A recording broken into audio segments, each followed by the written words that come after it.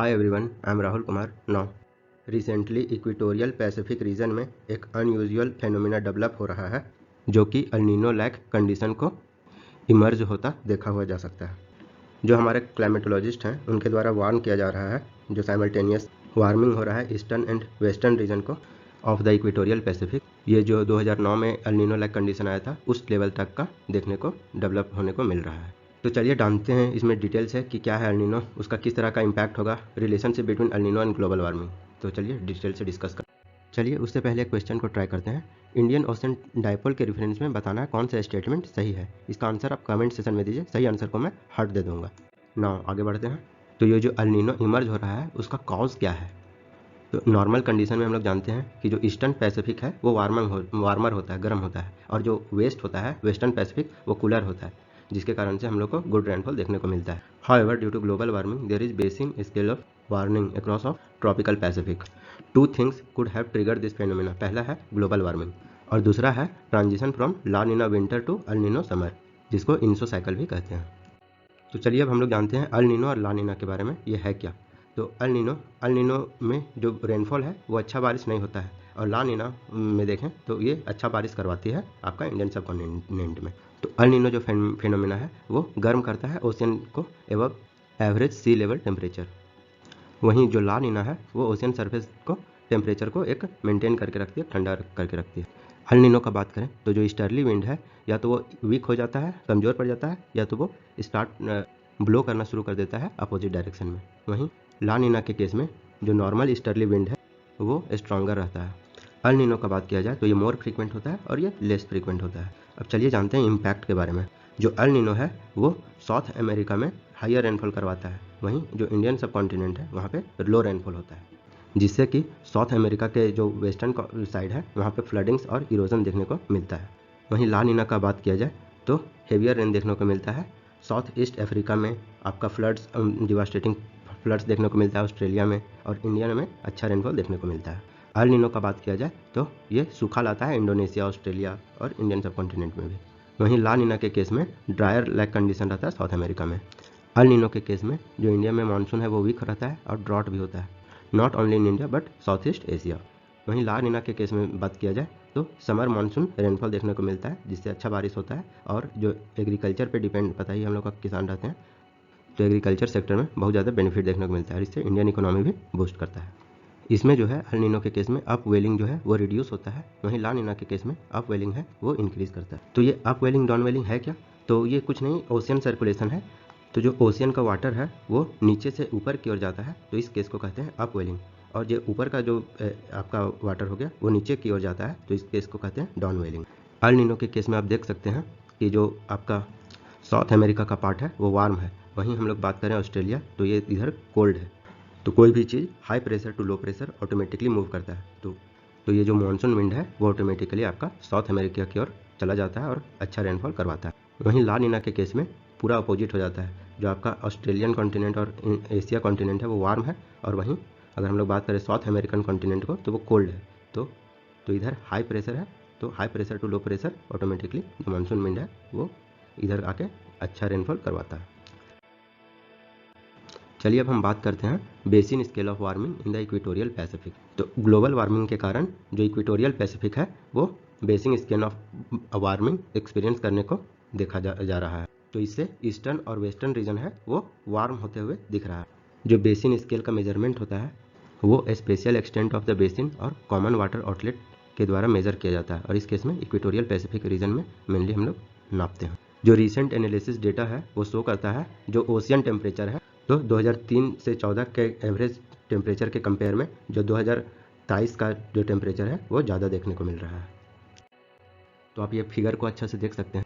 तो ये रहा आपका इक्वेटर, और इक्वेटर के ही पास देखिए तो इधर जो टेम्परेचर है आपका साउथ अमेरिका के ओर वो ज़्यादा वार्म है, और ये इधर ही सारा का सारा पॉइंट कर रहा है। तो इस तरह का जो ग्राफ है वो 2009 में बना था, और 2009 के बाद अभी बन रहा है, तो ये मानसून के लिए अच्छा नहीं है। और ये सिर्फ पैसिफिक रीजन में ही नहीं, आपका ग्लोबल ओशियंस को भी देखें तो वो भी पहले से यूजुअली वार्म देखने को मिल रहा है। तो अगर इस तरह से ग्लोबल ओशियन अगर गर्म होता रहा तो जो IPCC के द्वारा जो थ्रेशोल्ड लिमिट है कि टेम्परेचर को 1.5 डिग्री सेल्सियस से कम रखना है, वो भी बहुत जल्दी खत्म हो जाएगा। इस थ्रेशोल्ड लिमिट को भी हम लोग क्रॉस कर देंगे तो ये वार्मिंग दिया गया है। चलिए अब हम लोग थोड़ा सा समझते हैं अल नीनो साउदर्न ऑसिलेशन के बारे में। तो जो टेम्परेचर का फ्लक्चुएशन होता है between ocean and atmosphere in the east central equatorial Pacific में, तो इसी को बोलते हैं अल नीनो साउदर्न ऑसिलेशन। अगर इसका सिग्निफिकेंस की बात किया जाए तो ये ग्लोबल एटमॉस्फेरिक सर्कुलेशन को चेंज करने का एबिलिटी रखता है, टेम्परेचर को इन्फ्लुएंस कर सकता है और जो प्रेसिपिटेशन है, रेनफॉल है, उसको अफेक्ट कर सकता है। चलिए अब हम लोग थोड़ा सा समझते हैं वाकर सर्कुलेशन है क्या। तो ये एक atmospheric system flow of air है जो कि इक्वेटोरियल पैसिफिक ओशियन में देखने को मिलता है। तो ट्रॉपिकल पैसिफिक का बात किया जाए तो जो ट्रेड विंड होता है, आई होप ट्रेड विंड के बारे में आप लोग जानते होंगे, वो ईस्ट टू वेस्ट मूव करता है। तो एयर जो है गर्म होता है, ऊपर जाता है और उसके बाद फिर वो थ्रू कन्वेंशनल रेनफॉल नीचे चला आता है। तो आप लोग देख सकते हैं इस फिगर में एक लूप बनता हुआ चला आ रहा है। आपका एयर ऊपर गया और फिर नेचुरल कंडीशन में वो प्रिसिपिटेट होके नीचे आ गया। आई होप आप लोग को समझ में आ रहा होगा। अब हम लोग चलिए बात करते हैं वाकर सर्कुलेशन और इनसो में अल नीनो साउदर्न ऑसिलेशन में क्या रिलेशन है। तो अगर ये वाकर सर्कुलेशन वीक रहेगा तो El Nino like condition generate होगा, और ये स्ट्रांग रहेगा तो La Nino like condition generate होगा, जिससे अच्छा बारिश होगा। तो वाकर सर्कुलेशन का स्ट्रांग रहना बारिश के लिए अच्छा माना जाता है। चलिए अब हम लोग बात करते हैं नॉर्मल नॉन इंसो कंडीशन जो पैसिफिक ओशियन में होता है। तो ये नॉर्मल होता है, आपका जो साउथ अमेरिका वाला पार्ट है वो कोल्ड होता है और आपका जो ईस्टर्न पार्ट ऑफ पैसिफिक होता है वो वार्म होता है। तो इससे नॉर्मल रेनफॉल होता है। तो El Nino like conditions develop होने के क्या क्या कॉन्सिक्वेंसेस हो सकते हैं। तो पहला है आपका ग्लोबल वार्मिंग। तो ओशियंस की बात करें तो ओशियन क्या करता है, टेम्परेचर को एब्जॉर्ब करता है, लेकिन अगर ओशियन ऑलरेडी ही गर्म रहेगा तो जो एटमॉस्फेयर का जो गर्मी है उसको कैसे एब्जॉर्ब कर पाएगा, नहीं कर पाएगा। तो इस कारण से हम लोग को ग्लोबल वार्मिंग लाइक कंडीशन देखने को मिलता है। और जो हम लोग का ग्लोबल वार्मिंग में जो टेम्परेचर है 1.5 डिग्री बियॉन्ड रखना है, उसको अचीव करना फिर इम्पॉसिबल हो जाएगा। आई होप समझ में आ रहा होगा। दूसरा है आपका जियोफिजिकल इफेक्ट। तो जियोफिजिकल इफेक्ट की बात किया जाए तो जो साइक्लोन्स है, हरिकेन्स हो गया, टाइफून हो गया, ये अलग अलग नाम से अलग अलग रीजन में जाना जाता है। वो और ज़्यादा स्ट्रॉन्गेस्ट आ रहा है, और ज़्यादा देख रहे होंगे सेवियर पे सेवियर आते चला जा रहा है। जैसे मैं रिसेंटली में अभी साइक्लोन जो टाइफून माइवार आया था जो वेस्टर्न पैसिफिक में था, वो कितना ज़्यादा स्ट्रॉन्गेस्ट था। वहीं हम लोग बात करें जो ओशियन वाटर वार्म हो रहा है तो एक कैटलिस्ट के रूप में काम करता है मरीन हीट वेव्स के लिए, जिससे कि जो मेरिडोनियल सर्कुलेशन है वो स्लो हो जाता है और उससे जो मरीन बायोडाइवर्सिटी है उस पर एडवर्स इम्पैक्ट देखने को मिलता है। थर्ड इफेक्ट का बात करें तो coral bleaching. Coral I hope सभी लोगों को पता ही होगा, जो ओशियंस में बहुत सारे पॉलिप्स देखने को मिलते हैं जो कि एक रंग बिरंगा घास टाइप का देखने को मिलता होगा। तो बताया जाता है कि 1.5 डिग्री सेल्सियस अगर ग्लोबल टेम्परेचर हो जाएगा तो उससे 70 to 90% जो कोरल है वो खत्म हो जाएंगे, और वहीं अगर 2% ग्लोबल टेम्परेचर इंक्रीज कर जाता है तो 100% जो कोरल रीफ है वो खत्म हो जाएंगे। तो हम लोग को कभी भी कोरल्स ओशियंस में नहीं देखने को मिलेगा अगर 2 डिग्री सेल्सियस से इंक्रीज करता है ग्लोबल टेम्परेचर। तो चलिए अब हम लोग बात करते हैं प्रीवियस अल नीनो इवेंट्स, पीछे में किस किस तरह से अल नीनो आए हैं। तो 1982, 83 और 1987, 88 का बात करें तो ये 20th सेंचुरी का मोस्ट इंटेंस आपका अल नीनो इवेंट्स देखने को मिला है। वहीं 1982, 83 का बात किया जाए तो जो ईस्टर्न ट्रॉपिकल पैसिफिक का जो टेम्परेचर है वो नॉर्मल से 9 to 18 फ़ारेनहाइट ज़्यादा था।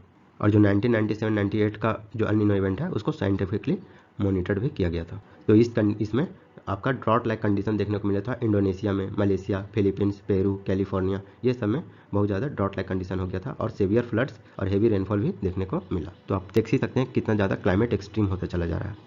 तो वैसे कंट्री जो मिडवेस्ट में लाई करते हैं वहाँ पे तो विंटर उस समय देखने को भी नहीं मिला था। तो जो अल नीनो के साथ जो ग्लोबल वार्मिंग है 2016 में हम लोग को देखने को मिला था, जो कि वार्मेस्ट ईयर रिकॉर्ड बताया जाता है। तो चलिए अब हम लोग जानते हैं इम्पैक्ट के बारे में कि किस तरह से इंडिया को इम्पैक्ट करेगा अल नीनो। पहला है वीक मानसून फॉर इंडिया।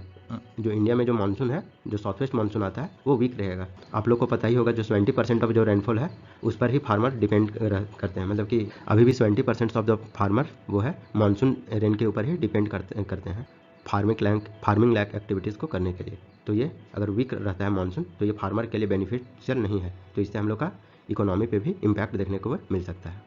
वहीं सब सीजनल फैक्टर जैसे मीडियन जोलियन एसोलेशन की बात किया जाए तो इससे थोड़ा बहुत जो रेनफॉल है कुछ एरिया में वो इन्हांस देखने को मिल सकता है।